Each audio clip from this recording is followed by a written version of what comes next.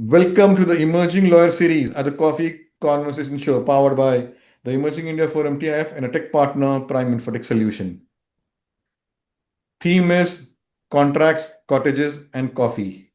We're with us, Tushar Mehrishi, founder and partner, Virtual Legal Counsel, and founder of Casa, Lontano da Casa LLP. A legal eagle with an entrepreneurial soul. Tushar's journey takes us from power pack boardrooms at Airbnb and Google to serene Airbnb cottages in Goa and all over India. As a partner of Your Virtual Legal Counsel and Casa, he has redefined what it means to live and practice law with passion, purpose, and a generous dash of humor. Today, we sit down for a cup of coffee and a candid chat that's part law, part life, and all heart. So, it's will be a very interesting conversation, Tushar. You married your career with your passion, and that is too okay, by helping, looking out for places for um, uh, people to go for Airbnb, where uh, they have got their own concerns, but you're helping them because you have been at Airbnb, and there are places which are beautiful and which needs, okay, by those places don't lie idle. So that way you are helping them, and you're helping visitors to visit those places which are in nature and have like beautiful environments all around. So wow. So welcome to today's coffee conversation, Tushar. Thank you so much. Thank you. Thank you for those kind words and great introduction. It's very flattering. So let me explain you the flow. There will be three rounds: professional journey, personal journey, and a surprise, the rapid fire round, where you have to be witty, fun, and quick, and you'll be in the hot seat, and here's a gift, Legal AI 101. So it's not about That's all great. about AI everywhere. And you must also experienced at all those corporate legal teams. So, friends, I'm Lion Amir Virani, host at Coffee Corners and Legal Tech Evangelist at Prime Interest Solution, author of 15 books. We help law firms, corporate legal, startup SMEs with world-class technology, software licensing, and tech training solution. So, my first question, Tushar, how has the journey shaped up, and what were the key defining moments? Yeah, sure. Thank you for asking.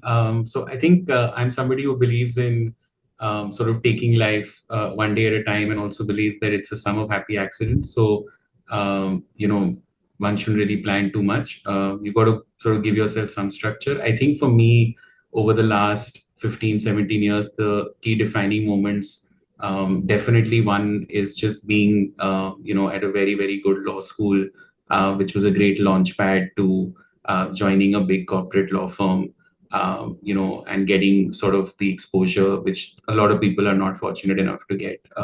So I was with, AZB and partners right off the bat, and I therefore got thrown into some really big transactions, and some, long hours of work and some really good, solid foundation, as I would like to call it, right? I think the other key defining moment as I sort of think through my journey is just discovering at somewhere down the line after a few years at the law firm that in-house roles exist, and in-house roles are a great opportunity, and they offer you a wider spectrum of work and responsibility. And so when in 2010 I met somebody in Bombay, where you are based out of, who happened to at that time work at Wipro, and she's the one who sort of sat me down and told me a little bit about in-house teams, and mentioned how big an in-house legal team Wipro had, and it absolutely took me by surprise. I was like, really? I mean, do they have that much legal work to justify 50 plus lawyers? And then it was really interesting for me to sit down and understand what different sub teams are and what they do. And the next thing I know, I found myself at Wipro, and I spent 4 wonderful years there, and really sort of got into the weeds of what it means to be a business lawyer, right? So I think, and that exposure is tremendous because you sort of go across verticals, you understand how each business operates closely. You also sort of become a risk analysis sort of expert, right? Because everybody's coming to you the buck stops with you, right? And they're asking you whether you can do this or not.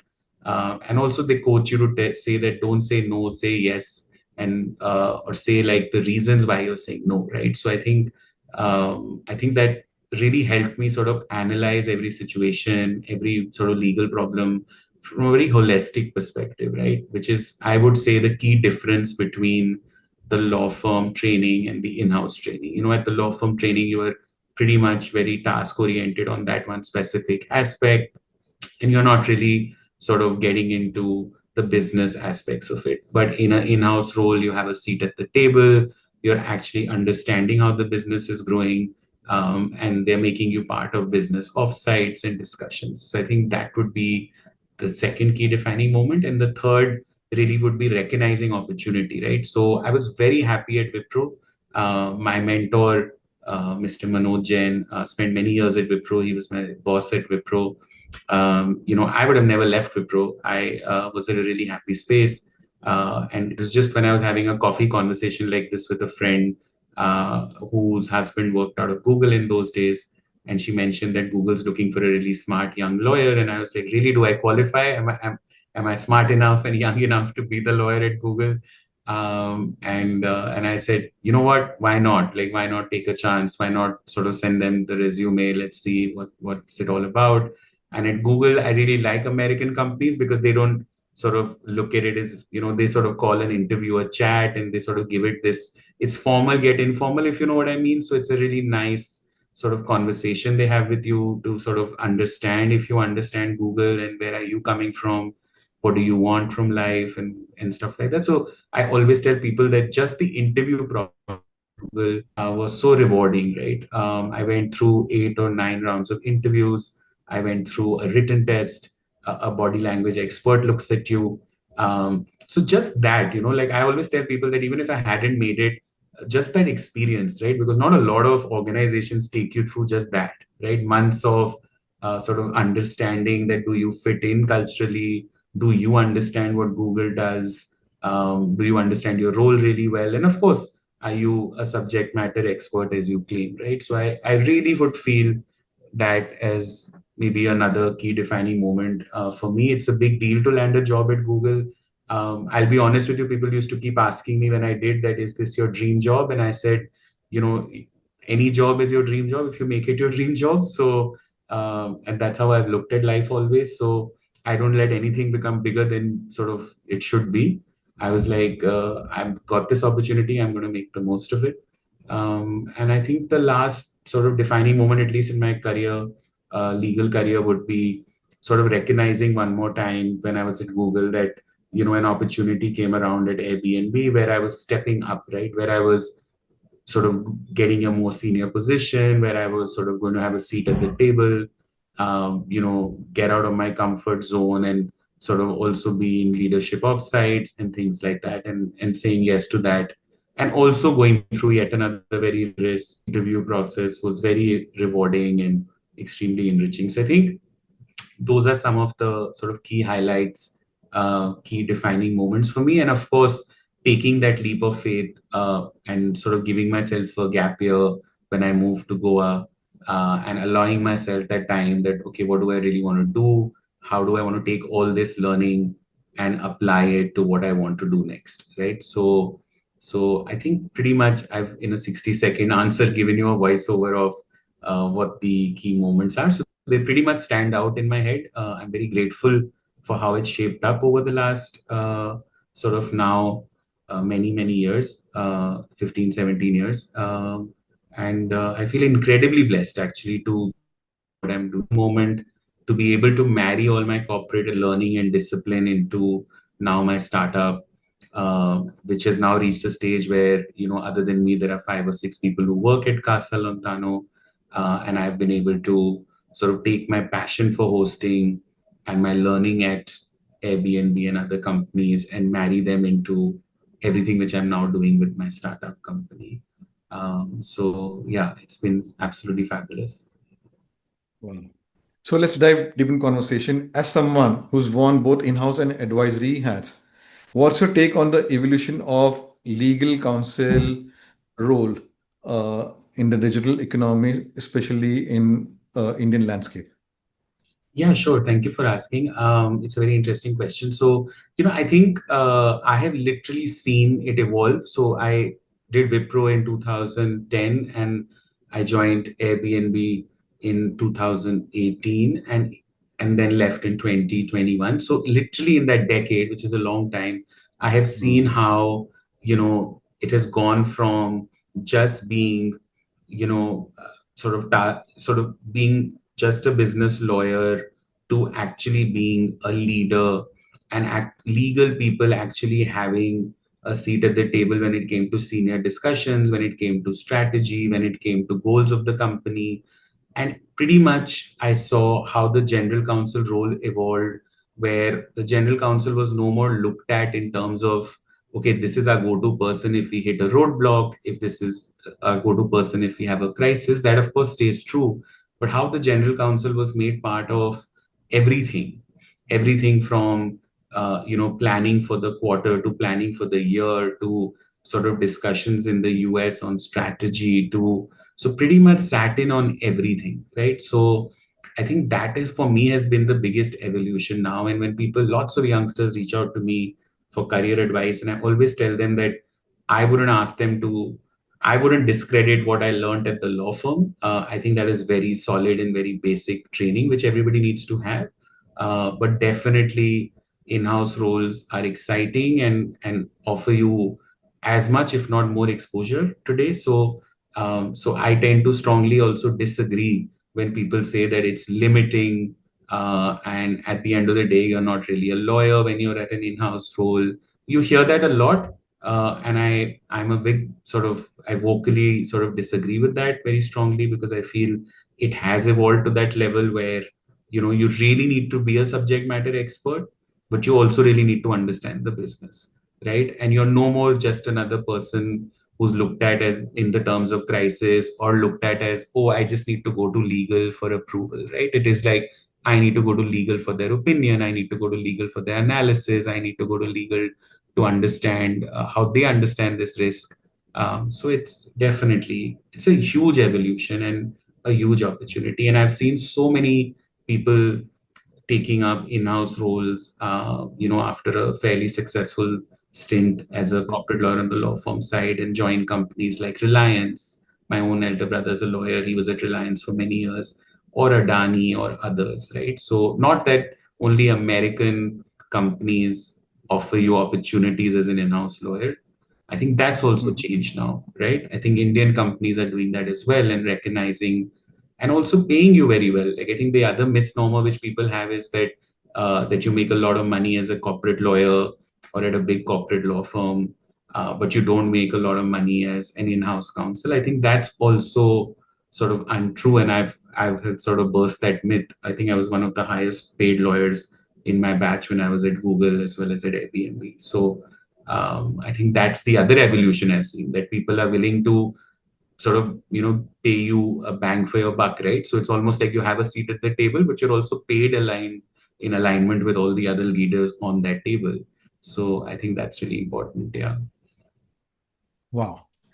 So, with your experience across jurisdictions like India, Dubai, Portugal, and other countries, what's been the most eye-opening legal contract across borders you have come across?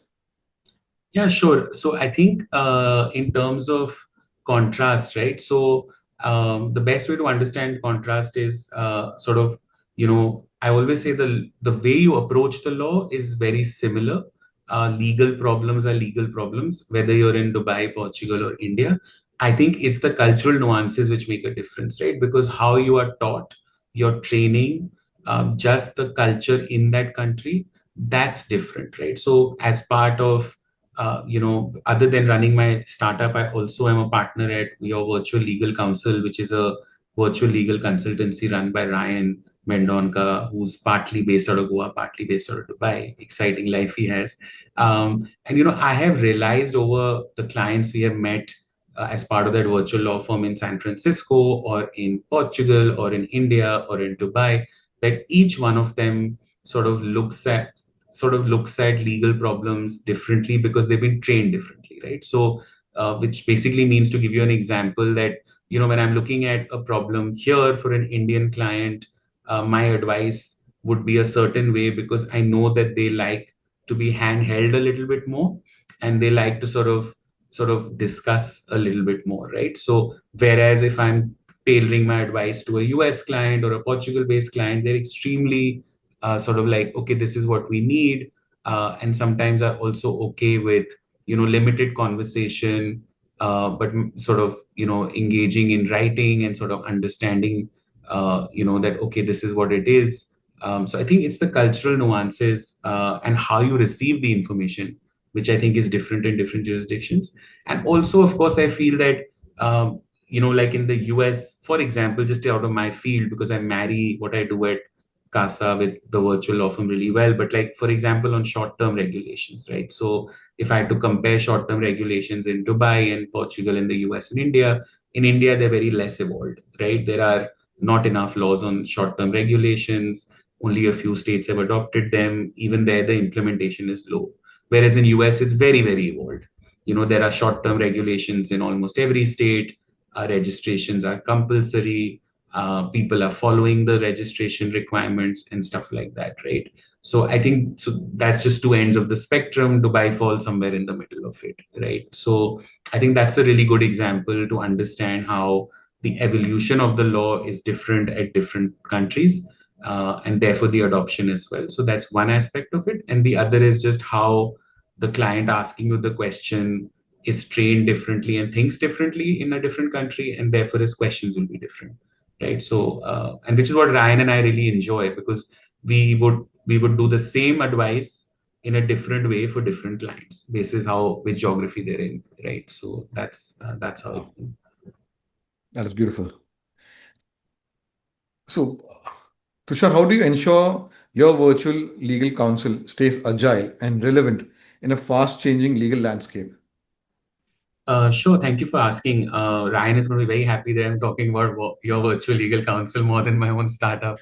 I pretty much both are my babies. Don't worry, the conversation balanced.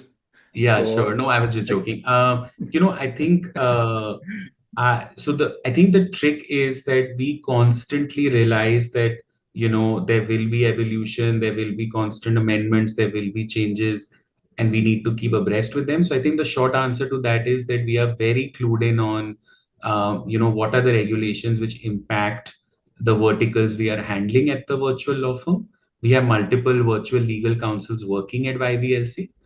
So, for example, I look at hospitality and short-term regulation and other things. Ryan looks at a lot at real estate. Shraddhanjali, based out of Assam, looks at some other aspects. So we are very, very sort of focused on that. Okay, we need to know what's happening in that field on a sort of weekly, monthly basis, right? Like we don't want to miss any update.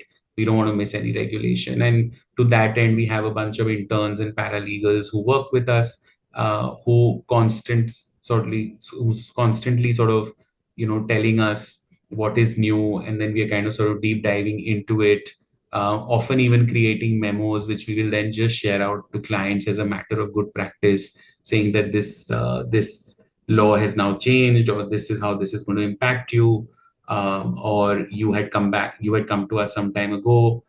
We wanted to just let you know that this has now happened, right? So I think that's how we stay a little bit ahead of the curve.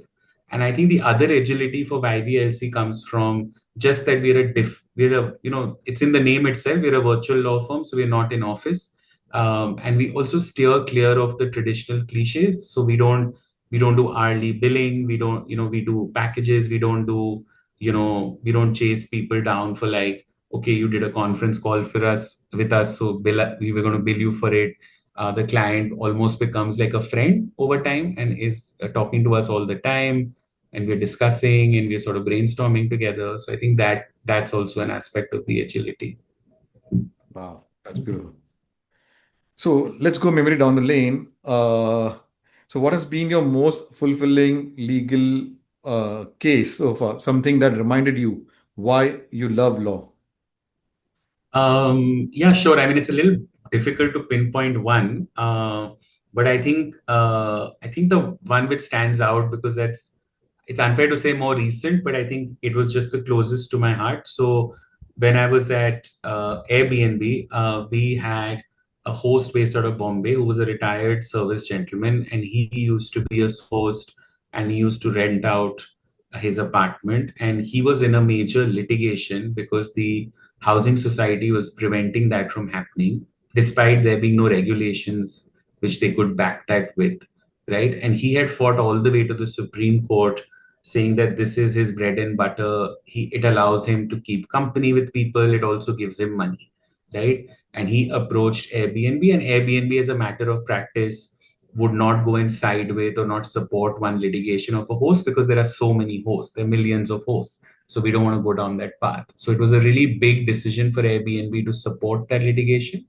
And then for Mahesh Mehta to actually, with our help, win that litigation, right? So I think for me that stands out because, like you said at the beginning in my introduction, that it's a little bit about helping people as well. So one thing is to do your job, but the other is that if you can impact lives positively, and if those people can remember you many years on, then that's just incredible, right? I mean, I have written back to that same host now in such a different avatar and said that I do this in my company at my Casa company is 3 years old, and if you would like us to help you with any property and hosting, right? So I think life comes full circle. So I think that for me really stayed with me because I think I saw firsthand how much it meant to that person that we could extend that help, and how much it also showed me that corporates are not always looking at what benefits them, right? I think sometimes corporates take that step that, okay, let's weigh everything, but let's also be sort of a people's corporate, right? Where it's like, okay, sometimes not everything is about the bottom line, right? Sometimes it's also about the optics, and sometimes it's also about, hey, we really want to help these people, and what's the messaging we are sending across. So I think that would clearly be one of the highlights for me. Wow. So, Tushar, in your view, what's one legal reform India desperately needs re- uh, with related to corporate or hospitality sector? Yeah, sure. Thank you for asking. It's very topical. I think I live and work out of Goa, which brings a smile to most people's faces. I think in Goa is struggling with it as well. So I think at least in the hospitality space, I can speak with a lot of confidence that they definitely need to come out with, maybe at a central level. They have something, but they don't really have it fully baked out. So I think regulations to say whether or whether short-term lets are allowed or not allowed, and also get into the details of what it means when a person is letting it out for them, and how do they balance that? So how do they balance the livelihood on the host side versus the risk on the guest side? I think that's missing at the moment. Like I mentioned earlier in my conversation, that I think some states have those regulations, but a lot of them don't, and a lot of them follow a cookie cutter approach, so they sort of copy from each other, but every state is different. So the nuances in Goa are different from the nuances in Tamil Nadu, to up in Kashmir, obviously, right? So I think it would go a long way if states can sort of come together.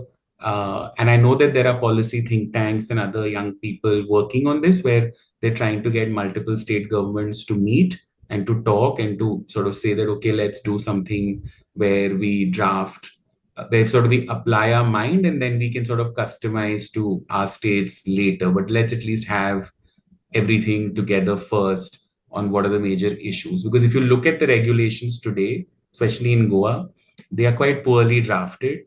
They leave a lot to imagination, and they're open to interpretation. And also, it's not very clear on the implementation, right? So I think both need to change. There is steps in that direction. I have to say, in Goa, the tourism department is very with it and very active, willing to listen. I know I have a friend who runs a policy think tank who meets up with the Goa government often and is doing some work in that direction. But there's still a long way to go. Wow. So thank you for leading me to my next question. Okay, when are people, you're, okay, but you're from Goa, so they get a smile. So my question is related to that only. You call yourself the smiling lawyer. How did that nickname come about, and how does it ever throw people off in high stakes negotiation? Thank you. It's such an interesting and fun question, right? And I remember when I wrote that, I got a lot of people pinging me.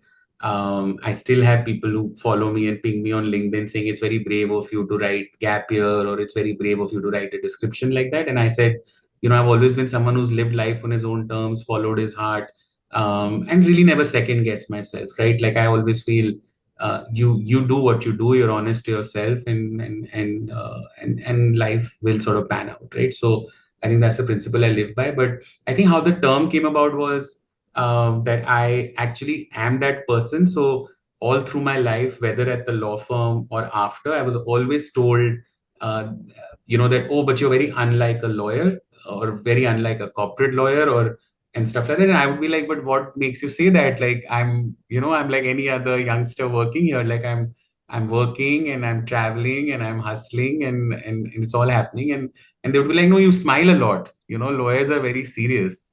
So that's exactly how the term came up. I said, let me just coin this term, because let me break this myth, that lawyers can't be smiling all the time. Lawyers can't be sort of slightly light-footed. Like I think it's really unfortunate that there is this impression that just because you're slightly light-footed and slightly sort of you can take a joke on yourself or crack a couple on somebody else, that you're not a good lawyer. I think I make for a really, really good lawyer. Like I'm very proud of everything I've done in terms of work and otherwise. About chasing goals and chasing targets and money. It's also about looking back, and when people say things like that this really inspired me, or I wish I could do this. That's a win, right? I think that in itself sort of tells me that, okay, this is great. I've been able to impact positively some lives. Wow. So let's come to your passion. Uh, what is the story behind naming of your startup, Casa Lontano da Casa, and how has the journey been? Yeah, sure. So the journey's been incredible, as you can make out as we've been speaking through this conversation. Sure, I would love to talk a little bit about how the name came up, because I do get asked that a lot. So I actually love to travel. My work has made me travel all over the world. I feel very fortunate to have seen a large number of countries at the age of 40. And how the name came about was that I've always wanted to sort of do a home away from home vibe. And that's the vibe I was selling at my Airbnb when I set up in Goa. And then as my company kept growing and we kept listing different properties, when my team came back and asked me that how do we distinguish, or what makes one property different and land with Casa as the other, and I said, it just has to give you that vibe. It has to feel like home. It has to feel like a home away from home. And then I started sort of thinking that, okay, what can I call my company, which also means this, and all that. And I really love Italy as a country. I love Italians. They're very similar to Indians. There's a lot of love there, a lot of warmth, a lot of laughter. And I was like, okay. And then I sort of started Googling, and I was like, okay, how can I have things? And then Casa Lontano, da Casa actually stands for home away from home in Italian. And that's how the name came about. And I know it's a slightly phonetically challenging name, but I was like, no, I really believe in this name, so I'm going to go with it. People can do an acronym for it if they want. Mm. And even today, you're always very quick to second guess yourself in life, right? If you hear from a few people that, no, maybe you should think of a different name, maybe you should shorten it or whatever. And I'm like, hey, feel free to call it what you want, but this is what the name's going to be. I really believe in it. And that's my guiding principle, like I don't list any properties which don't feel like home. Uh, and there's just something like, it just has to feel like this big hug, like this big warm hug when you walk in and you feel like spending time there, right? So that's the name, and that's what it's going to be. But lots of people call it Casa, like you're calling it, so that works for me as well. So long as there's a recollection and the company grows, I'm happy. Yeah. Wow. Okay. So my last two questions. How do you balance the duality of being a structured lawyer and a free-spirited entrepreneur? Yeah, sure. I think I mentioned it to you separately, when we were not on this coffee conversation. But I've always been an extremely disciplined and structured person, and I sort of carry all that discipline and structure I learned at corporate life into my entrepreneurial life. So even today, whether even it's with people within my team or it's with people I interact with, I always send them an agenda ahead of the conversation. I always calendar time.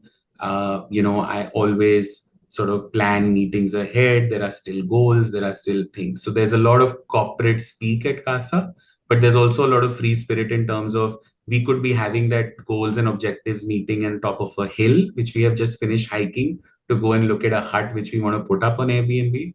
Um, and the example which comes to my mind on how I marry the two is that I was just in Himachal last week. I'm pretty much, like I mentioned to you, always somewhere. My work makes me travel across, and I was hiking with my team, and we were going to explore this beautiful village and sort of talk to locals there and the community and understand about homestays and what their take is.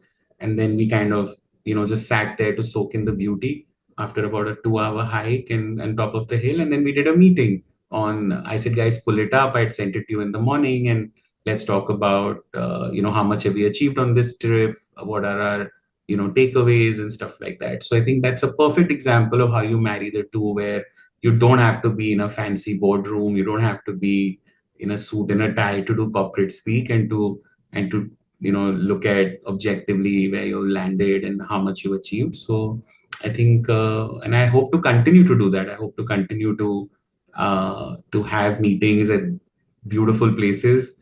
I've done some amazing meetings at the beach in Goa with the sun going down, and productive meetings. Right? It's not that this impression that, oh, but it's in Goa, so it's all fun and games. That's not true. Like, you do your work and then you go have fun. And so yeah, so I think that kind of marries the two, right? For me, that you start your day with structure, you end your day with some sort of some adventure and some fun, but you also get the job done. And yeah, like my friends actually make fun of me that even the fun I have is scheduled and calendared. So I'm like, well, I don't think I'm that bad, but it always helps to pocket your day, right? And to sort of say that, okay, this is what I want to achieve out of my day, this is how I want to structure my day, right? And I've done that since I was a kid. And I would only encourage more people to try it and do it, because it goes a long way. If you list everything out which you have to do a particular day, if you find time for everything, and including, time for your parents, time for family, time for friends, time for work. So that's how I've always done it. Wow. So I'm getting a little curious because I want to ask you this personal question. Uh, what is a good definition of a homestay, and how do you ye go for deciding that I should get this place in listed at Casa and they're fulfilling the criteria which you're looking for? So please Yeah, go ahead. sure, sure. Thank you for asking. And of course, we can also have a longer chat about this offline. But I, so I don't have a laundry list of criteria. I can tell you that. I think so. Let me start the other way. So I think for me, how I define a homestay is basically, a place where you can stay, which is not your home, but somebody else's home, but feels right at home, right? So for me, a homestay is exactly that, where you are at a home away from home. And it's just that you are interacting with and staying with and sort of understanding a different person or a different family or a different culture, and sort of, but continually while doing that, feeling at home. I don't have a laundry list of criteria like I mentioned, but for me the most important things are that the vibe it gives me, the warmth it gives me, and also the people who are at that home and who run that home, right? That do they sort of believe in hosting? Are they passionate about meeting people? Do they like to host? Do they like to make people feel welcome? Like, I think that's very key. Because the moment you start looking at it purely as a money making exercise or as a business out and out, then I think you can immediately tell that the warmth is missing, Wow. right? And even today, after 3 years, I'm told by my some of my team members, including my manager, that maybe we should have a business hat on more. And sometimes I'm told, you're too nice and we could have made a bigger commission here. And I said, but I just made an amazing relationship here. I Mhm. just found a friend for life, and I can always increase my commission structure next year.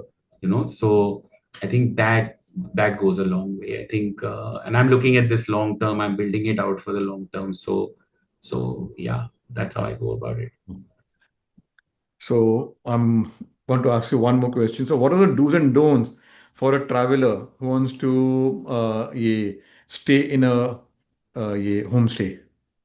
Yeah, sure. So I think do's and don'ts or reminders to a traveler, I always say that to people who check in at our different properties, including our Delhi property, which does really well. Like, I think the one do is that please remember that it's home. It's designed like a home, it's designed like a vacation rental space, it's not a hotel, right? So please don't come in expecting comforts or services of a hotel, right? So I think more a reminder to travelers that the experience at a homestay is different and the experience at a hotel is different. I think in terms of do's and don'ts, I think respect the space. I think remember that it is somebody else's space you're being welcomed into.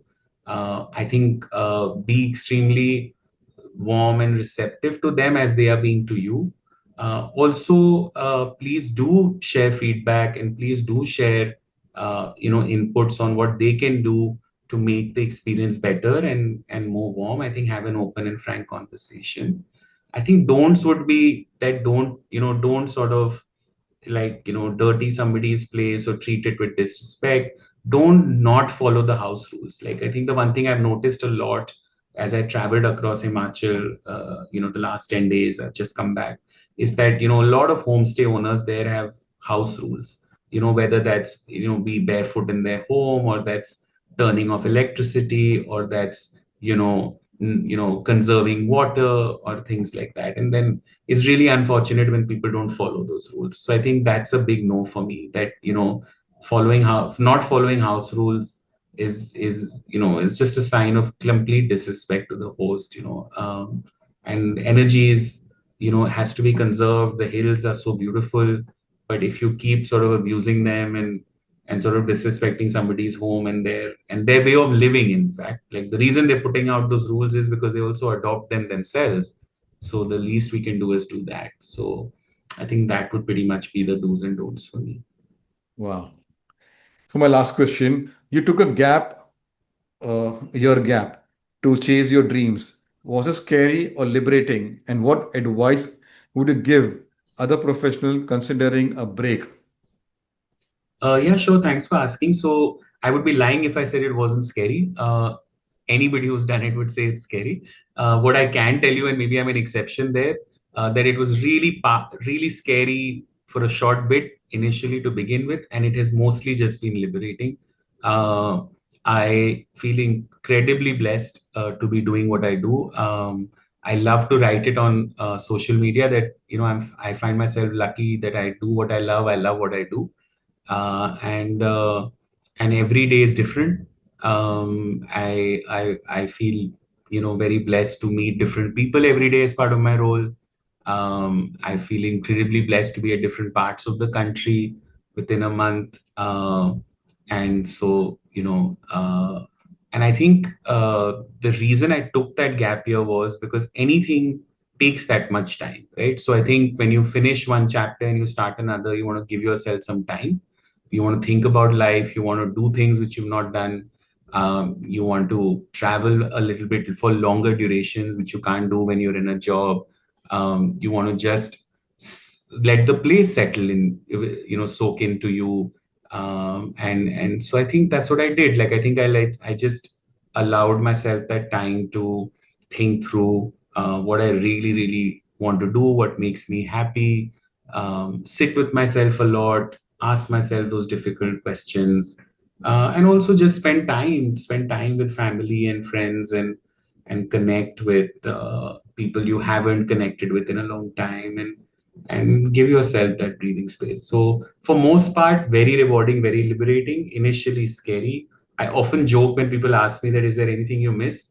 And I was like, maybe the fat paycheck. I miss that sometimes because running your own company can be pretty backbreaking and definitely doesn't match up to corporate pay. But I'm not complaining. I don't think I would have had half the life I had if I was still in a corporate. So, yeah. Wow. Let's go to the next round and understand Tushar as a person. Tell us about your family and your formative years.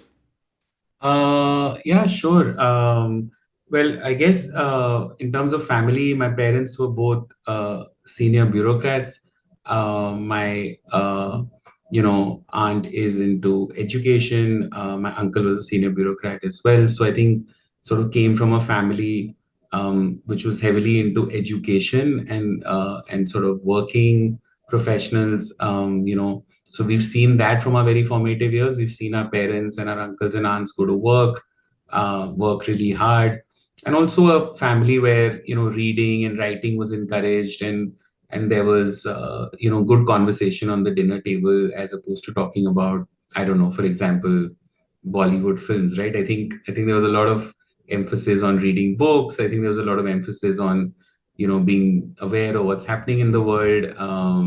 I always, my parents are my North Star. I always look up to them. I really think that, parents are just not given enough credit as kids grow older. And I, at any given opportunity, like to do that, that recognize that how big a role they've played. So like we were encouraged to watch theater, we were encouraged to watch performances, we were encouraged to watch English films, world films, we were taken to film festivals, music concerts. So such a holistic upbringing, right?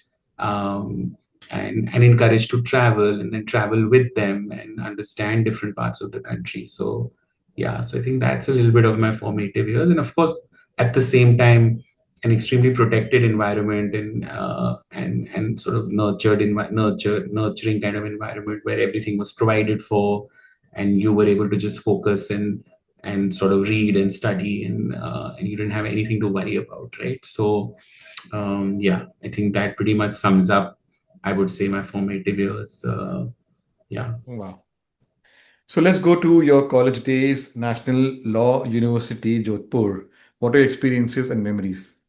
Yeah, sure. So memories are many. We can do a different episode on memories. I always tell people when they ask me now, I feel we were one of the founding batches of NLU Jodhpur. It's now been around for such a long time. It's one of the most sought after colleges to go to when you want to do law. When we started, we were at a makeshift campus, and then we moved to a main campus, and we've literally seen that university grow and everything else. So for me, I think I always was that person, like I told you. So maybe somewhere here subconsciously, even then, I was the smiling lawyer because I was like, you know what, we're in college. So, yes, lots of classes and a law school course can be pretty intense. Like you were in classes morning to evening, then in tutorials. But I always made it a point to have fun and to go out and have a good time and still marry the two things. I still did reasonably well. I got a good CGPA when I finished, and but I also had lots and lots of memories when I finished. I had a good time. I loved bringing people together. I loved hosting people. So now when I look back, maybe it was always in my DNA. That this life's come full circle now, because even at that time I would bring people together. We would host dinners. I would curate meals people at places and say, let's all go out, let's do this. We would travel a lot even as college students, save our allowance. And even in those days, managed to make it all the way from Jodhpur to Goa. So maybe Goa always in my head, in my Yeah. subconscious connection wise, because Yes. all the way from Jodhpur to Goa by train, as a first year, second year law student, is a big deal. And but I always say that life has its own plan. God's always doing things, and you just have to recognize that they are happening for you. So yeah, and I really look back very fondly at my college life. It also brought a lot of us very close, so we are still really thick friends. So many of my law school friends today are at big corporate jobs and everything. But when we meet, and it's still like college time. So yeah, I'm very very grateful. I don't think I recognized how big an opportunity and how grateful I will be when I was at NLU. But when I look back now, I'm so grateful. I'm so grateful for what I studied there, for the memories, for the friends I made. Yeah. Wow. So, uh, Let's go back another memory. Uh, your stay as a guest at one of the homestays. Why was it memorable and why? Yeah, sure. There are so many stories I can share because I have, through my time at Airbnb, especially traveled over the world and stayed with, host, whether it's in Japan or China or Ireland or the US. There's just so many stories which come to my mind. But I think on top of my mind, now that you're asking me this question, I used to go a lot to San Francisco for work.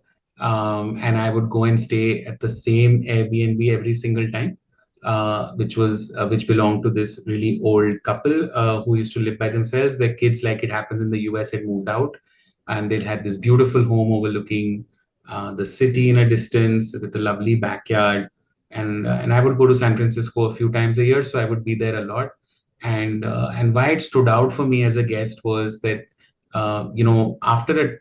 after some time it had almost become like home. So like if there were things which I like to eat, or if there were things which they knew I would enjoy, then those were actually available. um, and while they had a separate section of the house which they used to Airbnb, but I kind of was welcome into the private section of the house, and I would find myself eating with them.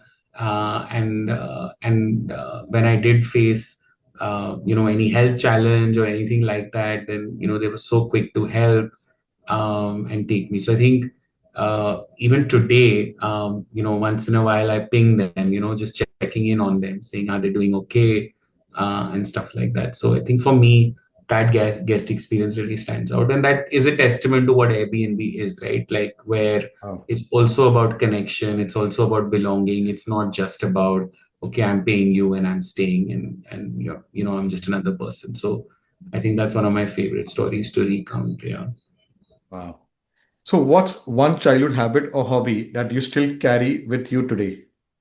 Yeah, sure. Like I mentioned earlier in the conversation, my friends call me a schoolboy, and so be it. But I make a list every day. So I'll call myself a type A personality. It's been my habit since I was a child. I remember I was doing it as early as class 4, 5, or even earlier. So every single day I have a to-do list of things I need to achieve, of things I need to do, reminders to myself, and that hasn't changed. So, my diary is an extension of me, which at the moment is also lying on my table. So it goes everywhere with me. It went with me when I was hiking recently, like I mentioned. It's with me in Goa if I'm sitting at a cafe. And I think it's just useful. It's useful to sort of list down your tasks for the day, your reminders for the day, and that's a habit I hope to keep for times to come. Yeah. Beautiful. So, if your friends were to describe you in three words, what would it be? Live, love, laugh. I think that's pretty much sums me up. That's also the tattoo I have on my arm. That's also what my cafe stands for. One of my cafes in Goa is called Lilola, Lilola. I run a few cafes in Goa as well, and Wow. so yeah. So I think live, love, laugh would pretty much sum me up. Because I really believe in living life to the fullest. I'm not ashamed about laughing out loud even in a corporate meeting. I'm sorry, but like whoever's listening to this coffee conversation, some myths need to be broken. And then, yeah, and lots of love to give and receive, and Yeah, pretty much live by it. So it's the beautiful. reason I named my cafe that. It's the reason the tattoo's on my arm.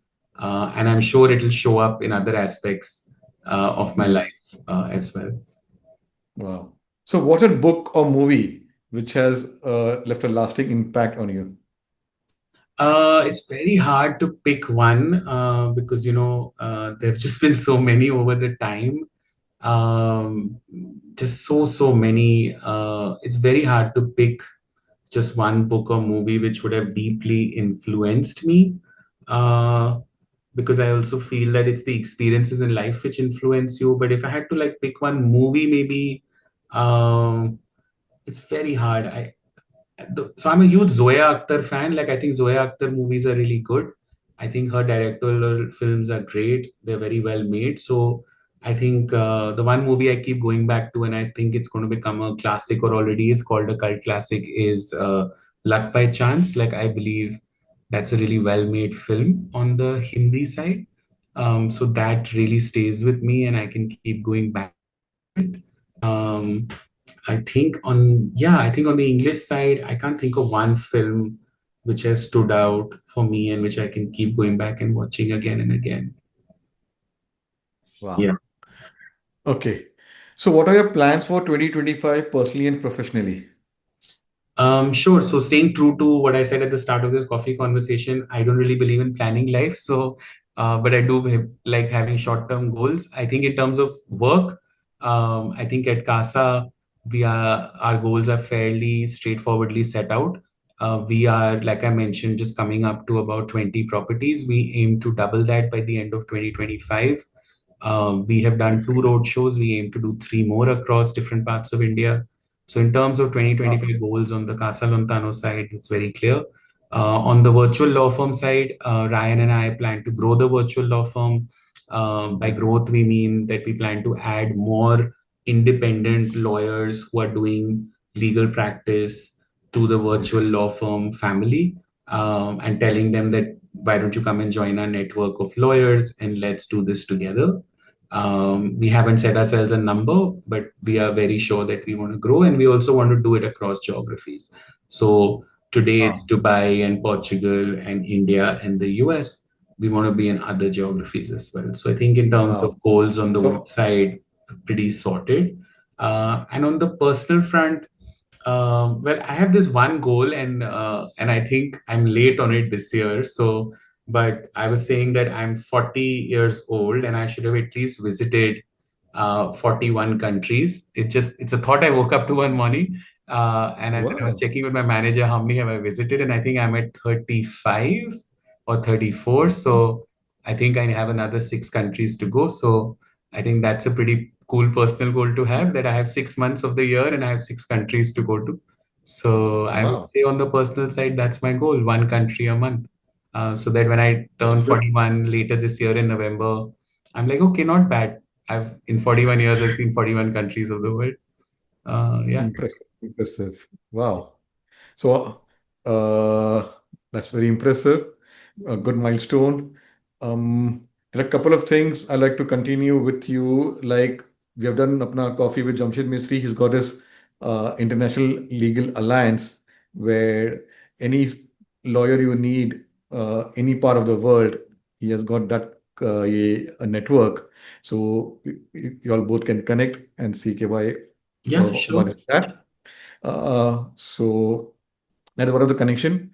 Second, I want to do three panel discussion. One is like Neeraj Dubey, a coffee speaker. He has a law firm in a virtual format.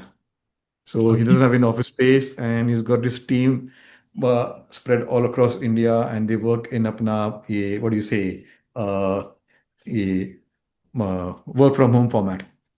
So Nice. how both come together, because we can then inspire others, not only lawyers, who can live a digital nomad life, marrying their passion and career together. I would love So to you're collaborate. one of the classic examples, successful, and Neeraj is also very apna ye rehta hai. He does a lot of content creation also. So I Sure, follow a sure. lot of coffee speakers. Through the not only coffee speakers, there are others also. So one is ये हो गया. Then I want to do a special episode with you and your ये homestay place. If it's possible in Mumbai, so because we are based in Mumbai, to do a walk tour and Yeah, have sure. a conversation with you and the host and check up the place, and that will be because we've done special episode also. We have done special episode, a walk tour of an art gallery. One of our coffee speakers, Rishi Sethi, he is into creating wealth through art and sculptures. Yeah, So we yeah. did a special episode at his art gallery, and coffee also there. Sure, we would love to. I would take you up on both, and it sounds Yeah, incredible. Yeah, I would love to. yeah. So now you're part of the coffee tribe committee member. So हमारा हक बनता है. No, absolutely. No problem at all. Happy to Okay. connect. Yeah. Yeah. So, okay. So now my last one is a googly one. Describe Tushar in one line. Happy go lucky. Wow. So let's put you in the hot seat, like you had coffee at Karan. The rapid fire round. Your go-to comfort food. Ice cream. Wow. Contracts or cottages? Cottages. Okay. Your favorite color? Black at the moment. Makes me look thin. Oh, best piece of advice received. Don't take yourself too seriously. Wow. Okay. Courtroom drama or silent negotiations? Drama any day. Courtroom drama. Okay. What's your guilty pleasure? Binging shows, late night desserts, or spontaneous trips? A combination of all three is my guilty pleasure. Being on a spontaneous trip, watching Netflix, and eating ice cream. So I would marry the three. That would Wow. be my guilty So, what's pleasure. your, since you're from Jaipur, so what's your favorite cuisine from Jaipur? Oh, I absolutely, I have a sweet tooth, so I love Ghevar to get into, Hmm. and on the savory side, I can't get enough of dal bati. So that's uh, Wow. that's my go-to food. Yeah, Wow. Beautiful. Okay. Uh, wine on the beach or coffee in the hills? coffee in the hills. You're a coffee show. True coffee. Yeah, Fact. absolutely. So you did well, and here's your book. Thank you It will so be much. autographed and sent to you. So, friends, it was a lovely conversation where Tushar has married his career with his passion, being a digital nomad. Look forward to all those fireside chat, special episodes. So, this is what a coffee speaker brings to the table, where they marry their career with passion, and in true sense, he's a digital nomad visiting places, and all those homeowners out there, they've got a beautiful homes in places wherever they have, and they want to convert into a homestay.